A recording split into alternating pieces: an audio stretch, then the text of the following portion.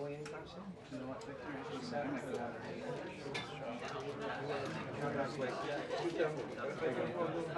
Maybe a smidge higher, if you can. Thanks, folks.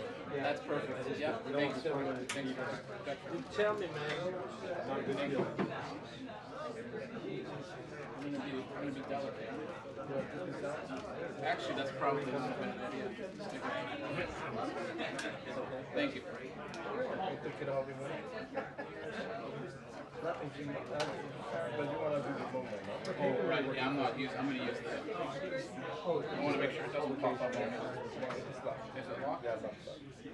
But I don't lock this. You want to lock it?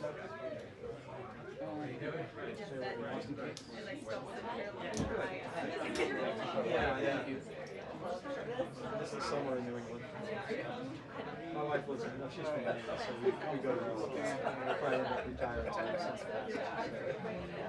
We're in New Hampshire.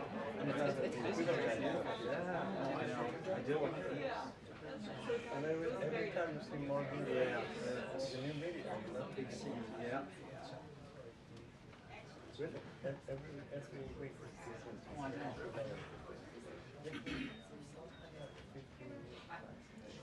Still not even in mine. And you don't have yours. When am I going to get mine? I know. So if you do not have media, do the old one.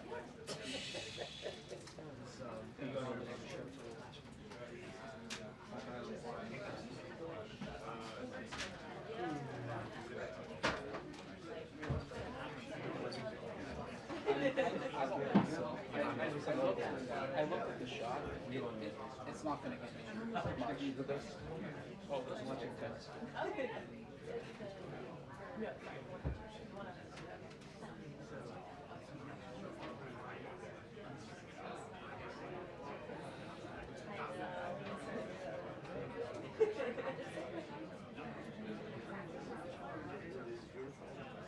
What's up? Is it? Oh no. Nobody's calling me.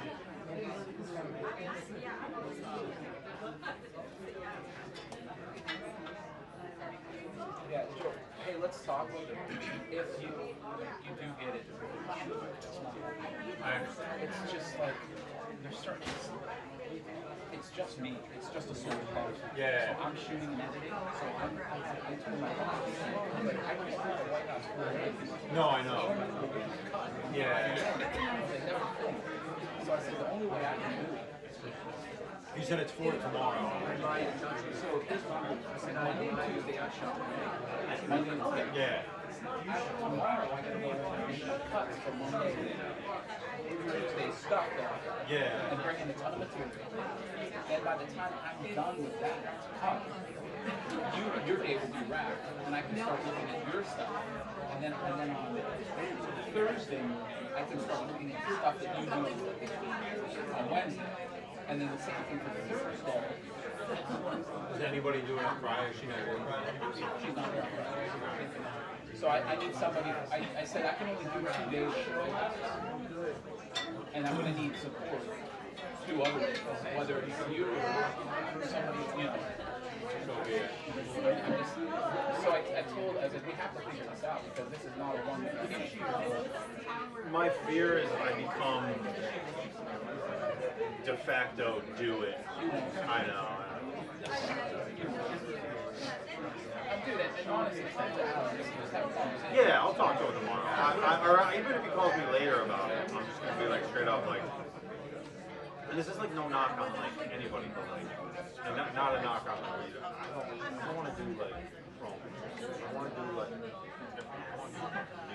that's what I'm saying. I understand. Yeah.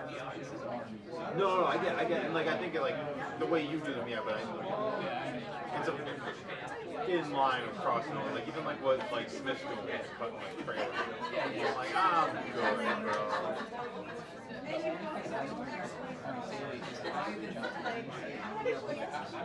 Oh, so you're just talking? Okay, that's easy. I just texted him, hey, what's going on?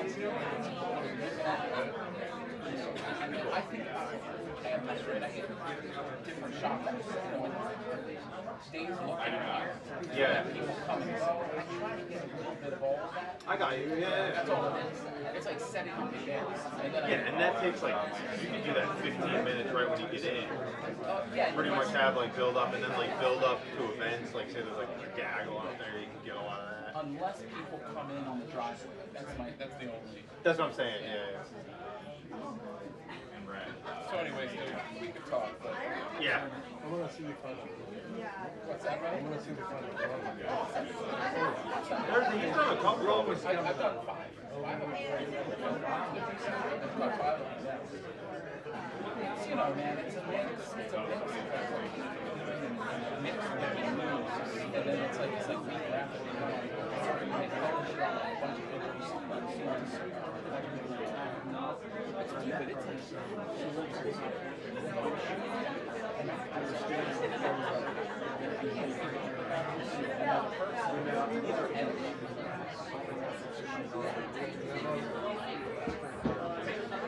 Special projects, but I don't know how it works. special project. I used to show when my son started playing my house. Yeah. Mighty Mites. Yeah. My son should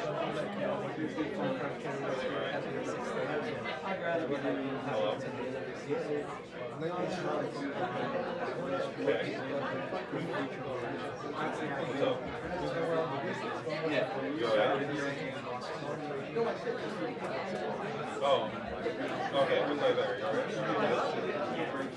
Yeah, let's do that.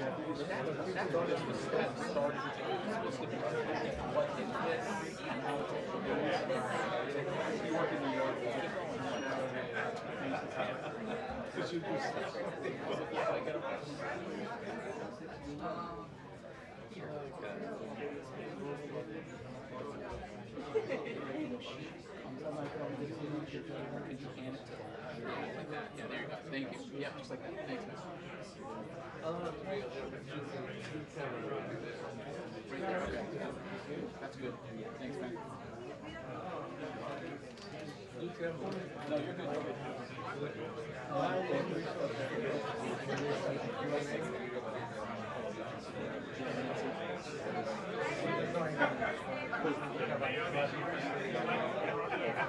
They were standing on the side of the hallway now. Was Aaron there?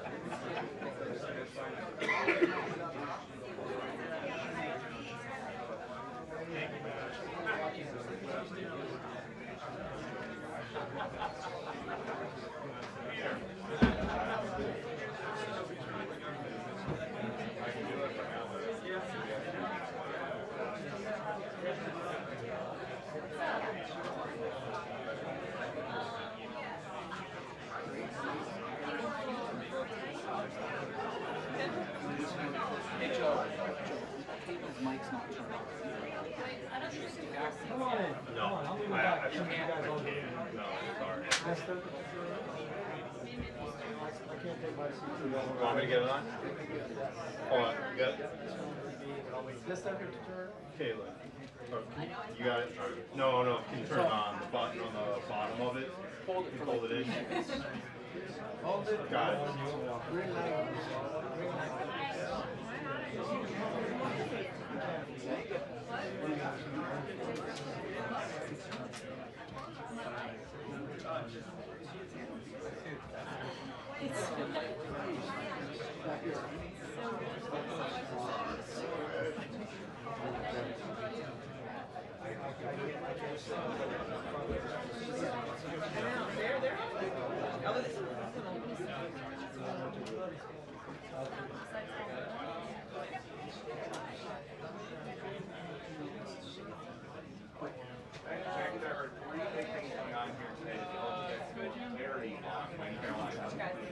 First, the President responds that anti-Semitic terrorist action. Put out a statement yesterday focused a little bit more on the suspect's immigration status, dealing with compliant immigration policy, than it is anti-Semitism, which has been the focus of the White House this time here.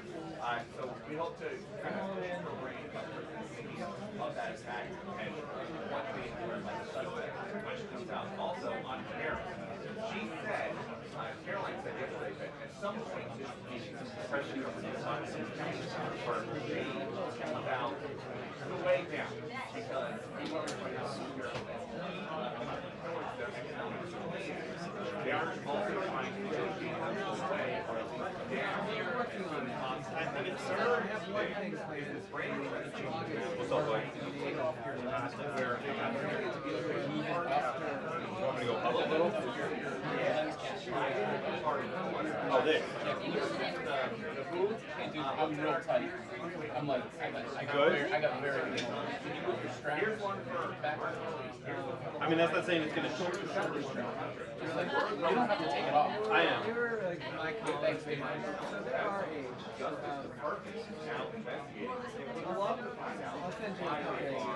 I'll send you a copy. Yeah, usually it's over. Thanks, dude. Then I'm gonna spend a week in it. So later, I think I'll do that now. As long as I got it.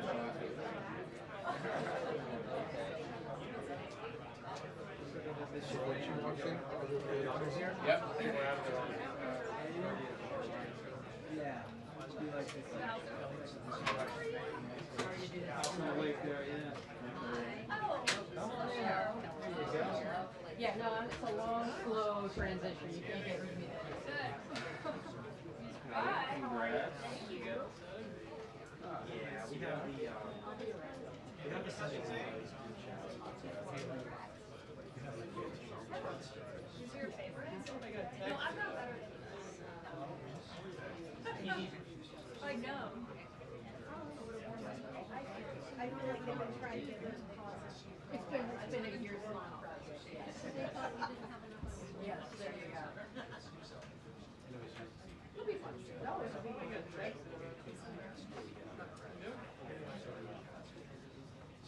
Full effect.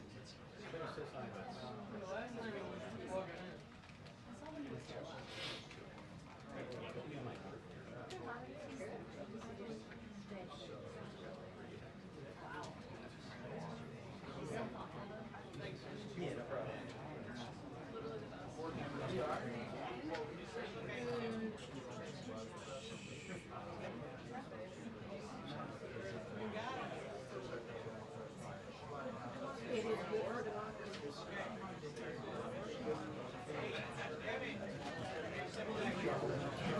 What about it? Outboard? Babies are good. 6 weeks now for baby George. Oh, okay. It's on the laptop? Yeah, so I just took like a week and a half when he was born, but I have a year to take my French food, so I think I'll take it when my wife goes back to work. Just longer until we have to figure out.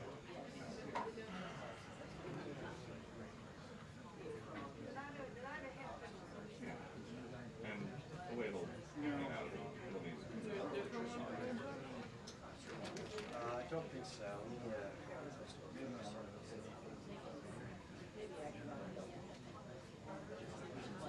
Yeah.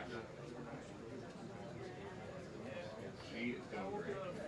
She's a very eager big sister, and she's been very helpful. I wanted to make sure with I mean, helpful as in doing what she's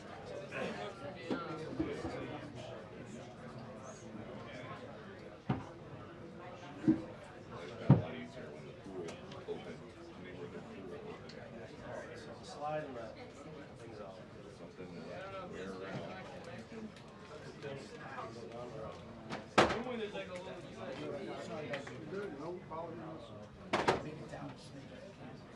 Thanks, dude. That's perfect. Oh yeah, don't worry about Thank you. Just send them the bill.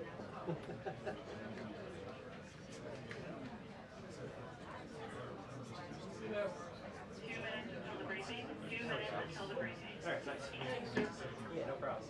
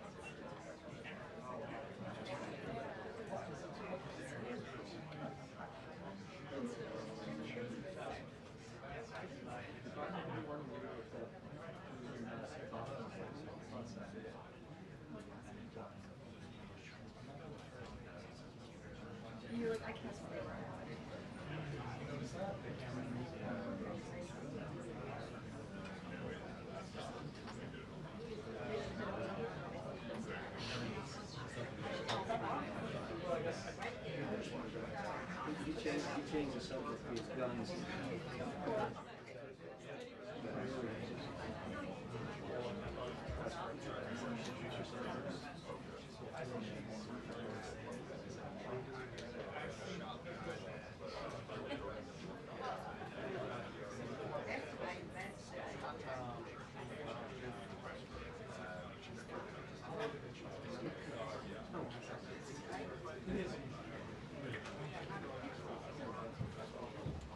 Good afternoon, everybody.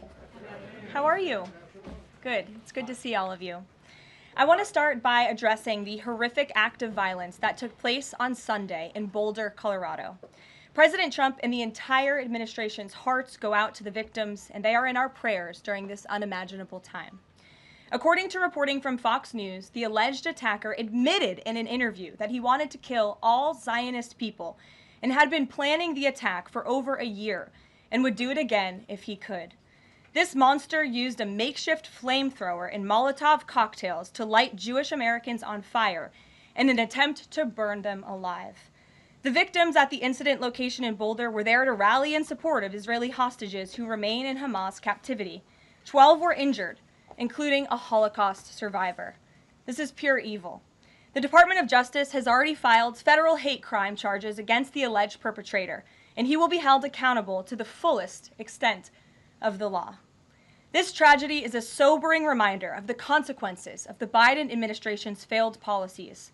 According to the Department of Homeland Security, the Boulder suspect is an Egyptian national who was in the United States illegally. He entered the U.S. during the Biden administration in August 2022 on a B-2 visa until it expired. Upon the visa expiration, he overstayed, filed an asylum claim, and was given a work authorization by the Biden administration. Instead of deporting this heinous individual, Joe Biden's administration allowed him to stay in our country and to work. President Trump sounded the alarm over these reckless Biden policies for years because this is the predictable result of letting anti-American radicals and illegal immigrants pour into our country. Immigration security is national security. And that's why the Trump administration, at the direction of our great president, has secured our border, strengthened our immigration system, and has taken immediate steps to protect the United States from foreign terrorists and other public safety threats. President Trump acted swiftly upon taking office to reform our visa issuance process to ensure that dangerous aliens who are intent on harming Americans or our national security interests are no longer admitted into our country. Under the Trump administration, aliens will only be admitted into the United States through the legal process and only if they do not bear hostile attitudes towards our citizens, our culture, our government, our institutions, or most importantly, our founding principles. Under President Trump, the United States has zero tolerance for foreign visitors who support terrorism. Violators of U.S. law, including international students, will continue to face visa denial or revocation and deportation. And illegal alien criminals will continue to be arrested and deported from our country. On that note, ICE and federal law enforcement partners just wrapped up a month-long surge operation arresting nearly 1,500 illegal aliens in the Commonwealth of Massachusetts. During the enhanced operation, dubbed Operation Patriot, ICE Boston and other federal law enforcement personnel focused on transnational organized crime, gangs, and dangerous illegal alien offenders throughout Mass. More than half of the nearly 1,500 illegals arrested had significant criminal convictions or charges pending against them. Here are just some of the violent illegal aliens who were removed from communities in Massachusetts during Operation Patriot. A Salvadorian national with active Interpol red notice for aggravated homicide. A Guatemalan national and registered sex offender who had pending criminal charges in Boston for 5 counts of indecent assault and battery on a person 14 or over. A Honduran national who was last arrested for rape, indecent assault, and battery of a person 14 or over. A Colombian national charged with kidnapping, aggravated rape, and indecent assault and battery on a person 14 or over. And a Guatemalan national who was convicted of murder in Boston. Also, a Brazilian national who is charged with aggravated rape of a child by force and possession of child pornography. Again, these are people who are living in the Commonwealth of Massachusetts. And lastly, a Salvadorian national whose criminal history includes charges of aggravated rape of a child by force.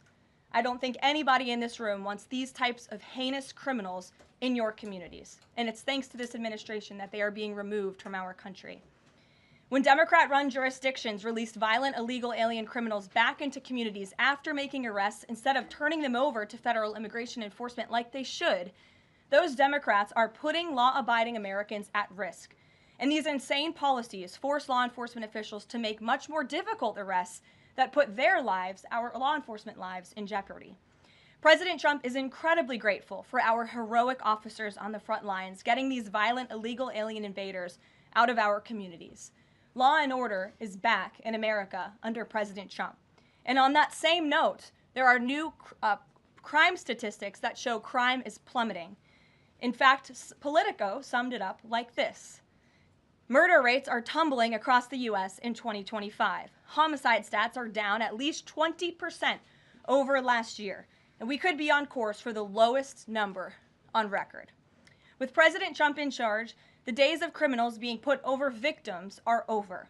On the topic of immigration, the Washington Post just ran one of the most ridiculous headlines ever, even by their standards. And on my very first briefing several months ago, I said I would hold anyone accountable in this room.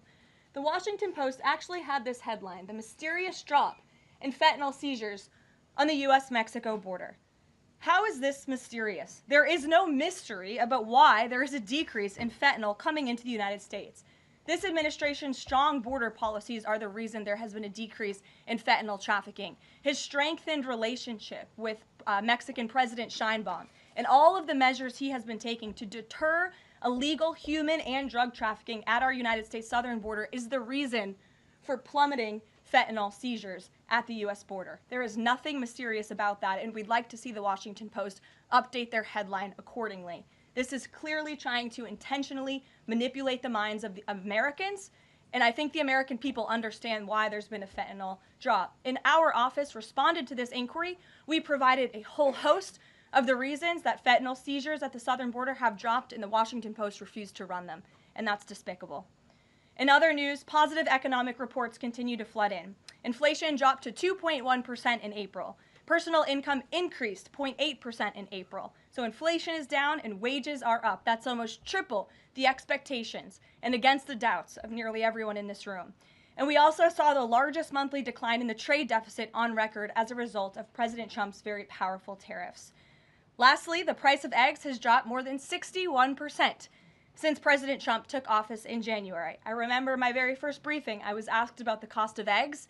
The reporter tried to insinuate it was this administration's fault, even though he had only been here for a few days or weeks. It was a result of the previous administration's terrible policies, and in record time, this president has fixed that problem that he inherited from Joe Biden, and now egg prices have dropped 61% since this president took office. There's a lot of good news, and I'm sure you have a lot of questions, so let's get to them. We have just the news in our new media seat today. Amanda Head, thank you for being with us. Why don't you kick us off? Sure, thank you so much. There is a disturbing trend of anti-Semitism turning into terrorism. Of course, the Boulder, Colorado instance that you just mentioned, the 2 Israeli embassy staffers who were murdered, Pennsylvania governor's mansion with the Jewish governor inside getting set on fire. Does the president consider this domestic terrorism, and as such, are there official alerts to law enforcement, BOLOs, task forces, things like that? The president has made it very clear, as he said in his statement yesterday, that yes, these anti-Semitic acts of violence are do qualify as terrorism, and he does not want to see terrorism or violence of any form taking place in the United States of America. And as for specifically anti-Semitic terrorism and anti-Semitic acts of violence and those that are targeting Jewish Americans, this administration has done more to combat that violence than any administration in history. And one incident is one too many, and I think frankly that's something the previous administration was not willing to say. This president will stand up for Americans of all religions, of all faiths, of all creeds, and we will continue to look at policy measures and actions that we can take in addition to the actions that have already been taken to curb this anti-Semitic violence. And to Jewish Americans at home across the country, this president has your back. And then on another issue, back in February, Secretary Kennedy created a commission to re-examine the childhood vaccine schedule.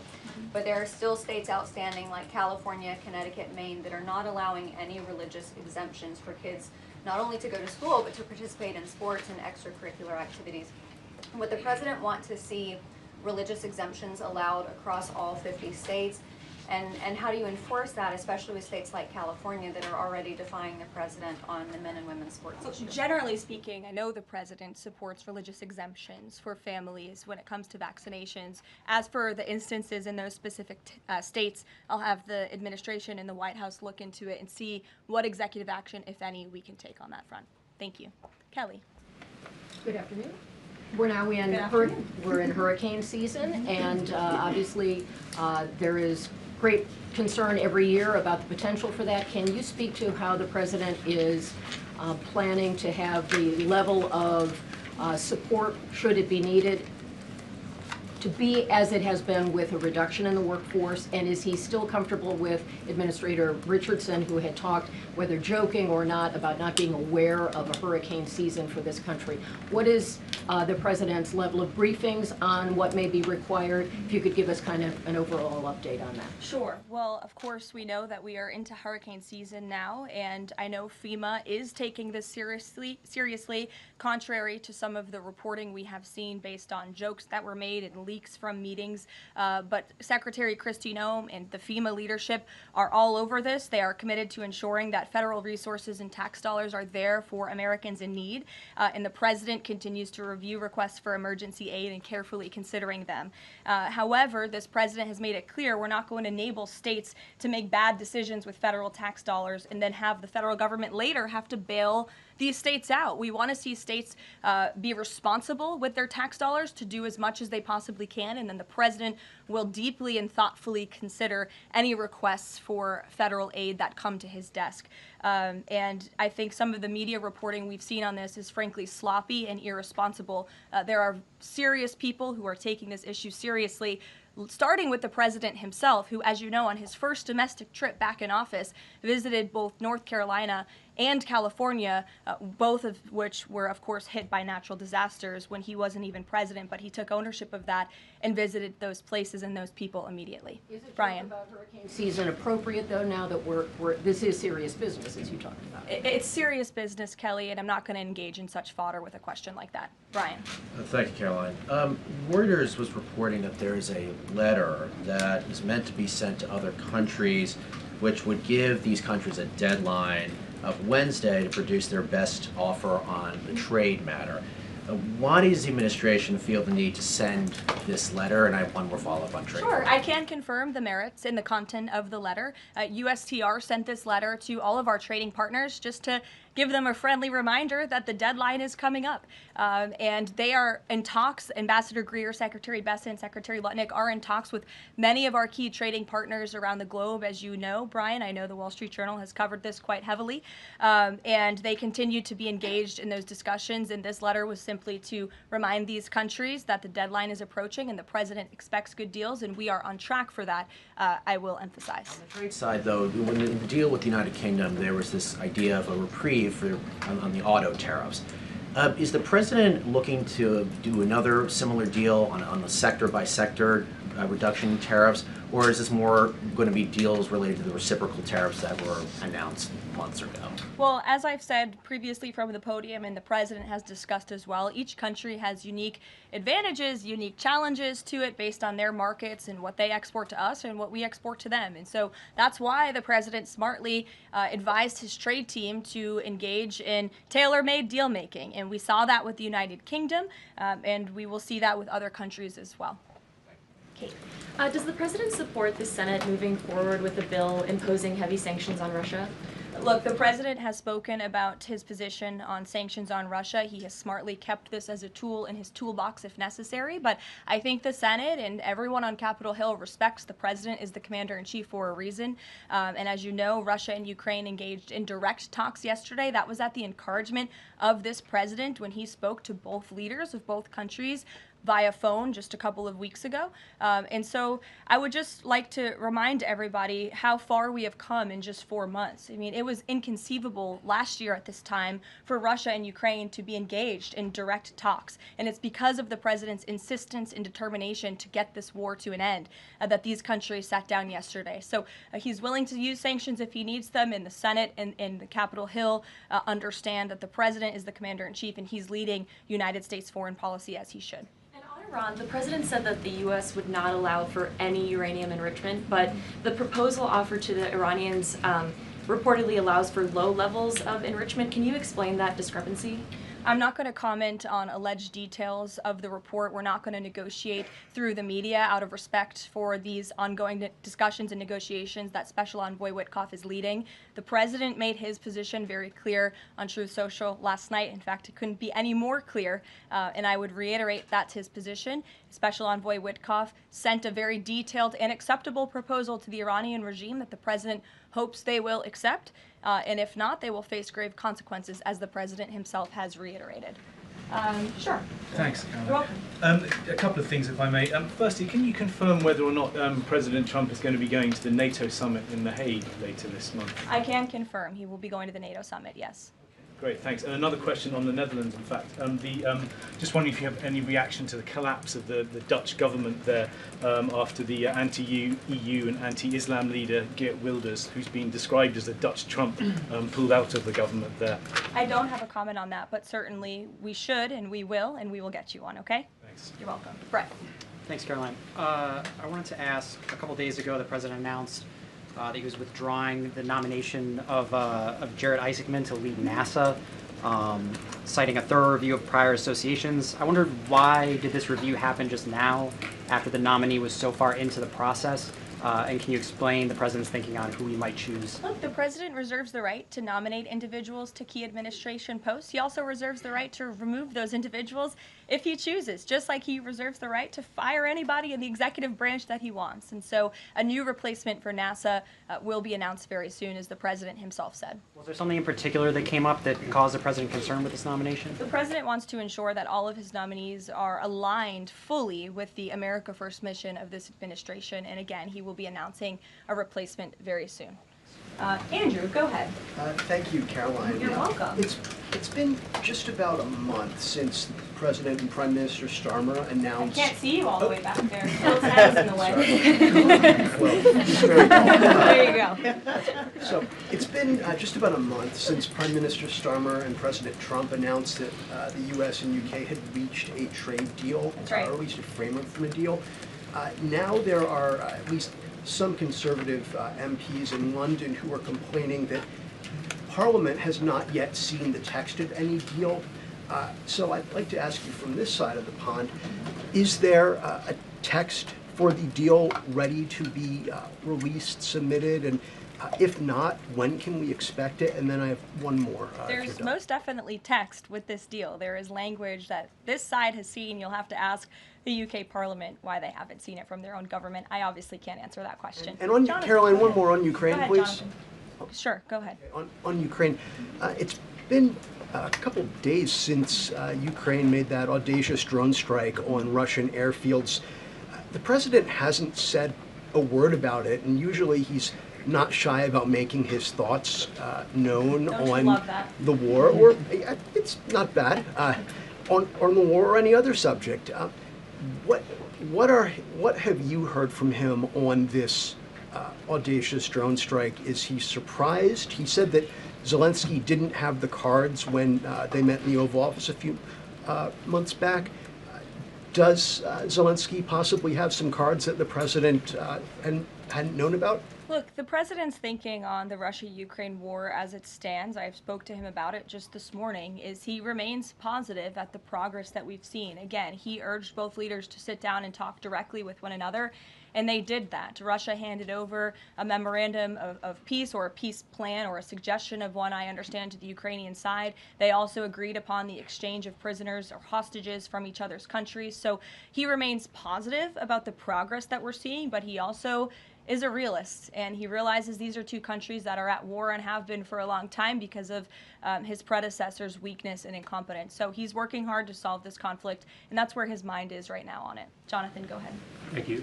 Same topic, just to put a finer point on it. Does President Trump approve of Ukraine's decision to strike nuclear-capable bombers in Russia? I would like to let the president speak on that himself. And just to follow up, has the president... I would just add to that. The president does not want to see this war prolonged. He wants the fighting to stop, he wants people to stop dying, and he wants this to be solved at the negotiating table. The reason he is so deeply involved and has spent so much time and effort on this war is because he hates to see people dying. Again, these are not Americans that are being killed. These are Russians and these are Ukrainians. This is a war very far away. But this president truly cares about peace, and that's what he wants to see. What is President Trump doing to ensure that a similar internal drone attack doesn't happen here in the US, given this was done at pretty low cost, very stealthily? You know, it obviously raises questions about our own security, particularly for US aircraft here. It absolutely does, and that's why the president nominated Secretary Hegseth and has approved some of the changes that have been made at the Pentagon to ensure that we have the most lethal fighting force in the world, and that the United States military is the best, the biggest. That's why he wants the One Big Beautiful Bill to be passed, because it increases our defense spending. It's why he also launched the announcement of the Golden Dome to prevent from missile strikes and attacks in the future, and the president has a full understanding, I can tell you because I've spoken to him about it, about the future of warfare and how drones are a big part of that. And I will not get ahead of our policy team, but I think you can expect to see some executive action on that front in the very near future. Caitlin. Two questions for you as well. On the Big Beautiful Bill, you said recently that it is, quote, blatantly wrong to say that it adds to the deficit. You essentially said that an estimate from the Congressional Budget Office and other scorekeepers you believe are wrong. But Republicans like Ron Johnson and Rand Paul disagree. They are saying that it will add to the deficit. That is their concern. Is the White House's position that those two Republican senators are, quote, blatantly wrong? It is. Those senators, it's not news that they disagree with this president on policy, and the president has vocally called them out for it and for they're not having their facts together. I would add the Congressional Budget Office has been historically wrong. In fact, they predicted the Trump tax cuts from the president's first term in 2017. Their prediction was wrong by $500 billion. Those tax cuts had nearly $500 billion more of revenue than the Congressional Budget Office scored.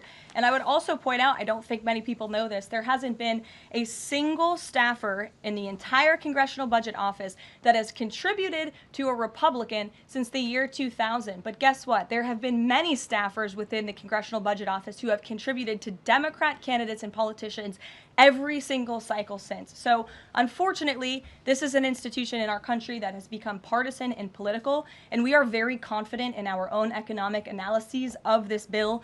There is $1.6 trillion in savings, and our Office of Management and Budget Director, Russ Vought, is a fiscal hawk. He is well known in this city for being a well-respected fiscal hawk. He has tools at his disposal to produce even more savings. And as you know, the White House will be sending our rescissions package to Capitol Hill today. And on immigration, the other day that the Homeland Security Secretary said, and I'm quoting her now, that an illegal alien threatened to assassinate President Trump and highlighted his arrest. A man has now admitted to framing him, saying that he wrote the letter that the DHS Secretary Kristi Noem posted online. Last I checked before I came into the room, that post was still up from DHS. Does the White House expect them to issue a clarification or a correction on that front? We can ask the Department of Homeland Security and get back to you. Jeff. Caroline, is the United States putting pressure on China to release its hold on rare earths that are hurting car companies and technology companies now that require that for their products, and is that pressure working? Well, I can assure you that the administration is actively monitoring China's compliance with the Geneva Trade Agreement. I know the United States, on our end, we have complied with the terms that we set, and our administration officials continue to be engaged in correspondence with their Chinese counterparts. And as you all know, and I know there's a lot of interest in it, there will be a leader-to-leader talk very soon. And when that happens, as always, we will let you know. Also in Asia, just does the White House have a reaction to the results of the election in South Korea? Yes, we do. In fact, let me find it here for you. It should be somewhere in here. Thank you. We do not, but I will get you one, Jeff. Go ahead. Thanks, Caroline. 2 questions on trade. Is this letter that was sent to trading partners a sign that the president isn't satisfied with the pace of these negotiations? Is he trying to light a fire under these talks now?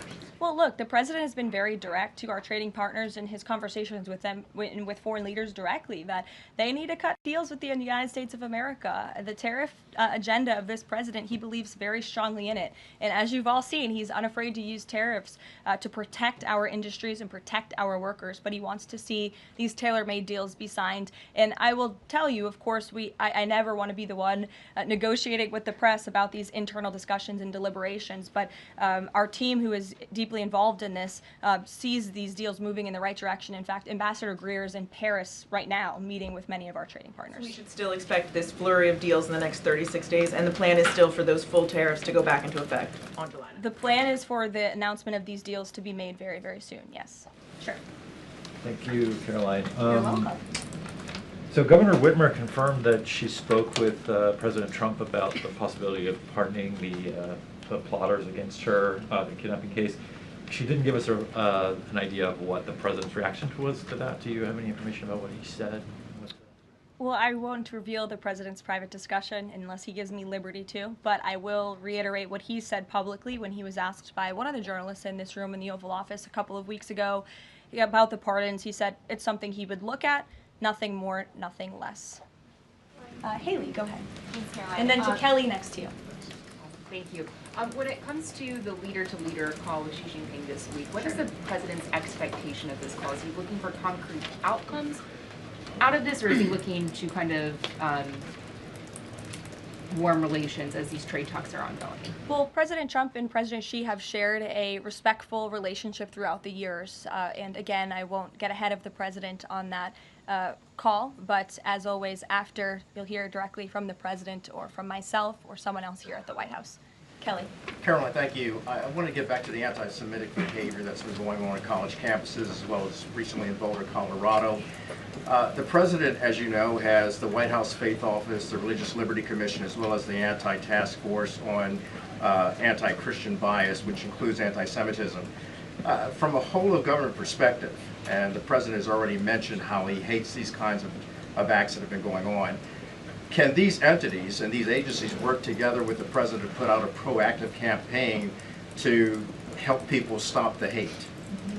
I think the president himself has been leading on this, Kelly, and has been incredibly clear in his rhetoric that he is not going to tolerate such hate or behavior in the United States of America. And you will see that rhetoric being followed up by action from the Department of Justice, who is seeking to prosecute these cases to the fullest extent of the law. And I know the Attorney General and the FBI Director were very quick to call this what it was, targeted terrorism. And there was some, I think, criticism from the media and well, at least pundits I saw on television saying, are they too quick to jump here? No, they see the facts and they reveal those to the American people, and they're transparent. And I think, frankly, that's a breath of fresh air from what we experienced in the previous administration. Are there programs that they can put in place to campaign against this kind of violence, to actually take the whole approach and say, we want to get ahead of you. If you're thinking it, don't do it. And if you're going to do it, sit down and talk to someone within the Faith Office, within the Religious Liberty Commission, as well as the task force. Yeah, surely. It's a good idea, and I'll pass it along to them. Peter. Thank you, Caroline. When you look at these last-minute Biden pardons, the big ones, Biden siblings, Fauci, January 6th committee. That's right. Most of the big ones have the same very neat signature. We would expect that probably to be the auto pen. There is one that looks different. It looks authentic. In fact, if you look at the last name, it almost looks like the president was having a hard time spelling his last name there. Is this White House of the opinion that the only pardon that would count is one that the president signed himself? It's very interesting. Very interesting props. If you want to bring them to my office later so I can take a closer look, I would like to do that. The president is making a good point when he discusses the usage of the auto pen. Who was running the country for the past 4 years? Perhaps those documents were signed with the auto pen, something that this, I believe the Department of Justice is looking into. As you saw, Ed Martin made an announcement at the Department of Justice this morning to launch an investigation because the American people deserve answers. Is there any concern that this president, who won the election on a promise to fix the economy and close the border, that focusing and scrutinizing these Biden pardons is looking into the past instead of looking forward. I think in comparison to the amount of time this president has spent on securing the border, on fixing our economy, I just read out for you an entire list of economic accomplishments.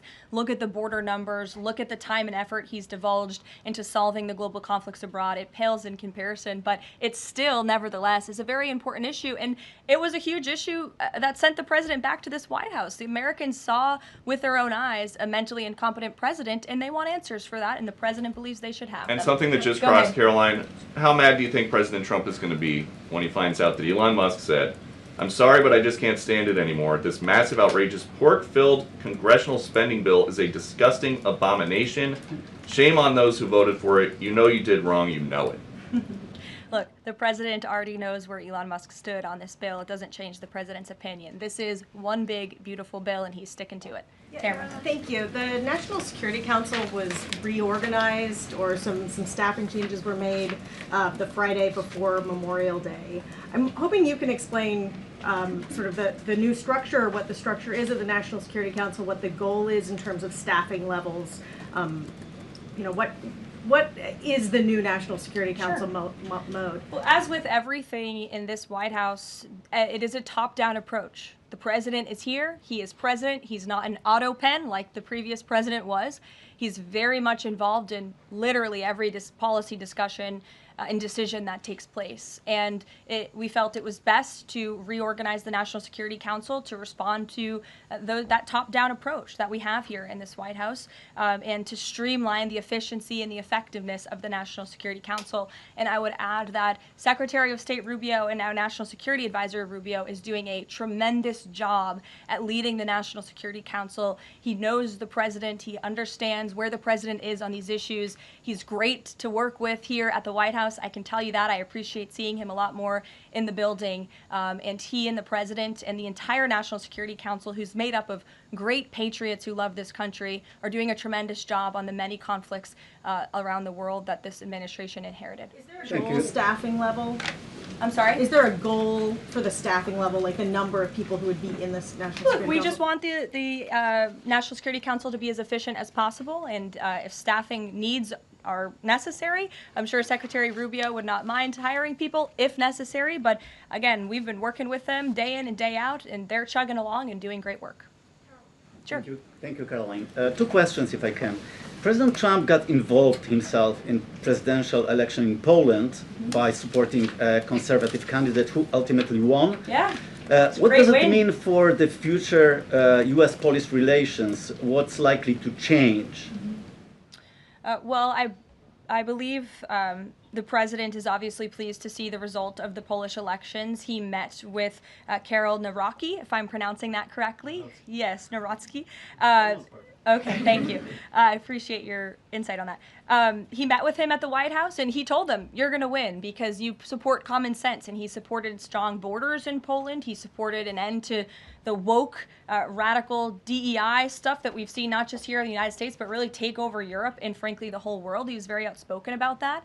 And I was reading the reports about how the Polish people felt about this man, and they felt like he was putting the needs of Poland first. And that's a very refreshing feeling, one that we know very well here in the United States of America. So, as you know, the United States and Poland have always had a very deep and strong relationship, friendship. They're a great ally, and I know the president continues to look forward to working with them. We have one more on Ukrainian drone attack on Russia.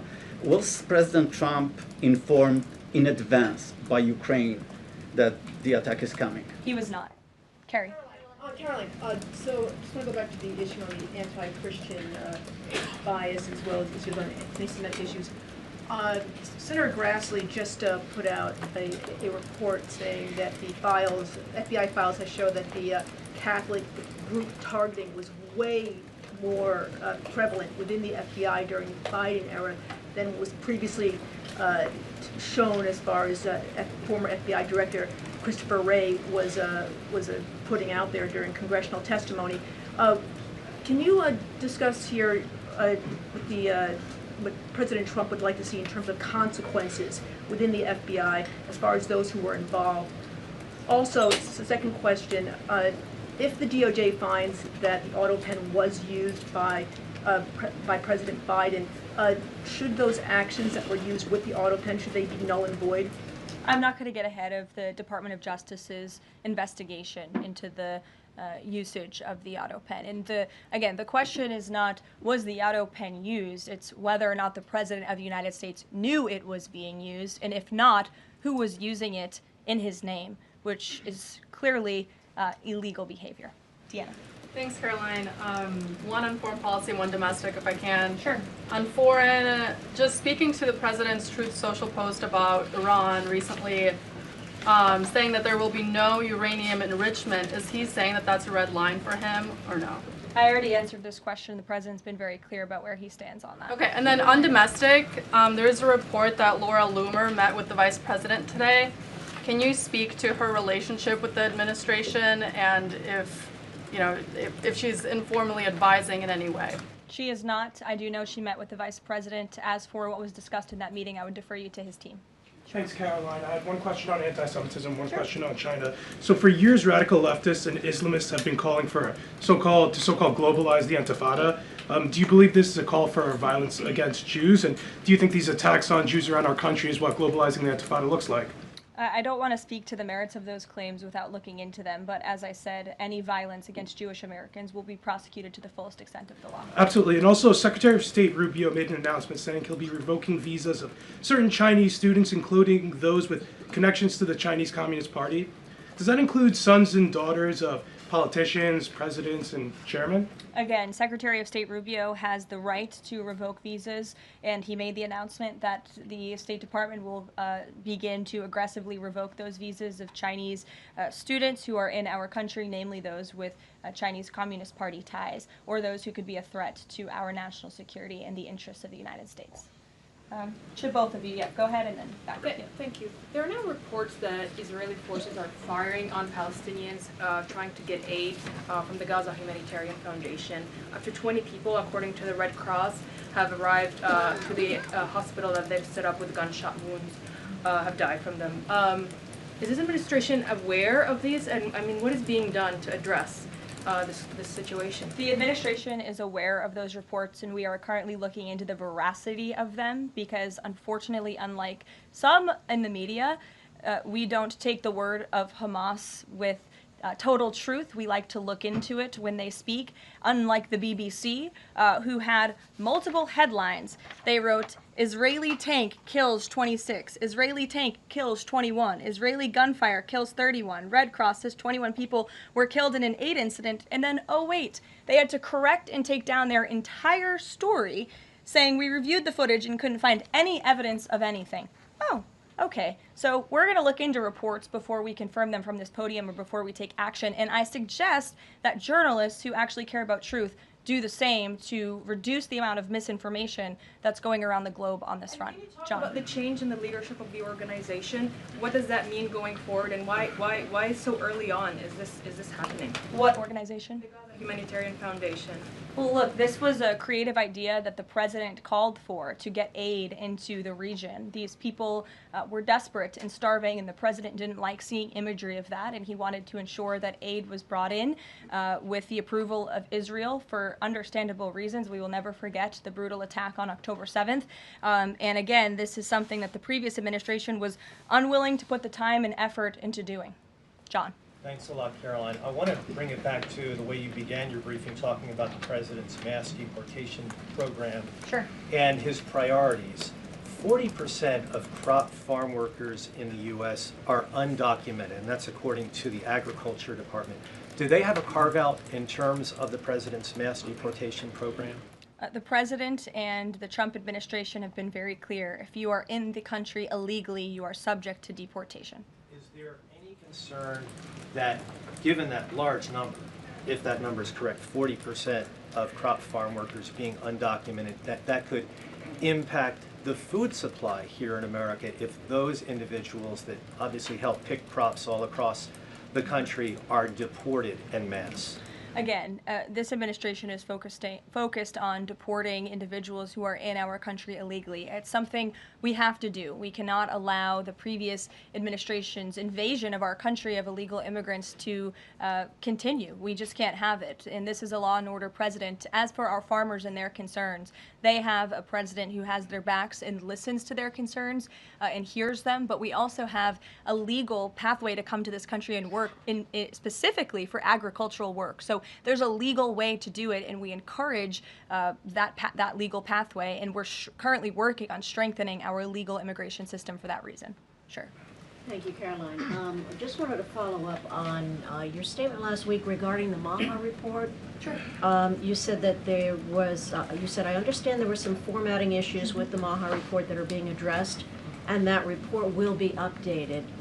We also understand that since that, there have been some citations that came about. There's citations of studies that either did not exist or did not back up the report's conclusions.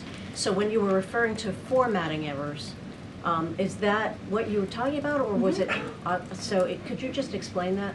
Yeah, that's what I was talking about. There were formatting errors, and those errors were updated by the proper policy components here at the White House, and a new report was issued. So exactly what I said took place. Sure, go ahead, Alec. Yeah, good to see you. Good to see you. Congresswoman Mary Miller suggested that changing Pride Month to Family Month. I would personally like to see maybe a nuclear family month. Some people are saying, let's get a Veterans Month. Does the president have any plans on making a proclamation, or is it just going to be June this year? Well, there are no plans for a proclamation for the month of June, but I can tell you this president is very proud to be a president for all Americans, regardless of race, religion, or creed. Caroline. Reagan, go ahead. Thank you, Caroline. And then I'll go to you. Thank you. You're welcome. Colorado passed sanctuary protections for illegals 1 month before the terrorist attack this weekend. 2 questions. Why did the DHS remove the sanctuary cities list that it had published, which was ordered by the president?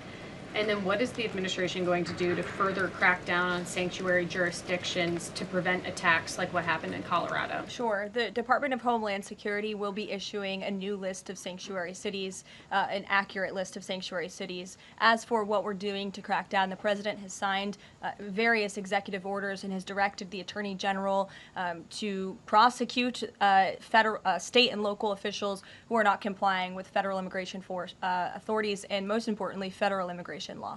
Thanks, Caroline. Thank you, Caroline. Caroline. Thank you very much.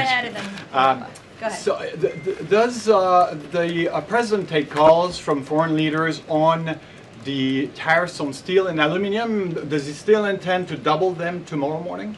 The president will be signing that executive order today, and steel and aluminum tariffs will be going to 50%, yes. It's going to change, or it's going to be suspended? He made that announcement in Pennsylvania, and he plans to deliver on that promise to Pennsylvanians. And why is he hiking it? And Ed, go ahead. Yes. I can answer that, but go ahead, Ed. Oh, yes. Thank you, Caroline. So a Chinese Foreign Ministry spokesperson today said that the U.S. imposed harmful measures like new chip controls and pledging to revoke Chinese student visas. So are the Chinese the victims in this trade back and forth? Look, I don't think anyone is the victim. These are 2 strong countries, and as I said, the president has a good relationship with China's president and leader, and that discussion will take place later this week. And what other authorities is the president looking at for tariffs should the decision in the appeals court not go his direction? Well, right now, his tariffs remain in effect. We spoke at length in my briefing last week about that decision that came down from the International Trade Court, which has been put on pause because the president absolutely does have the authority to implement tariffs and to declare a national emergency for our crippling trade deficit. He could always have the power to use Section 202 or Section 301 as well to impose tariffs if he deems necessary, especially Section 202 tariffs, which are sectoral, as you know, to protect our critical supply chains here at home. Thanks, Caroline. You're welcome. You've got U.S. business leaders begging for certainty. So why did the president suddenly decide to hike tariffs on steel and aluminum again?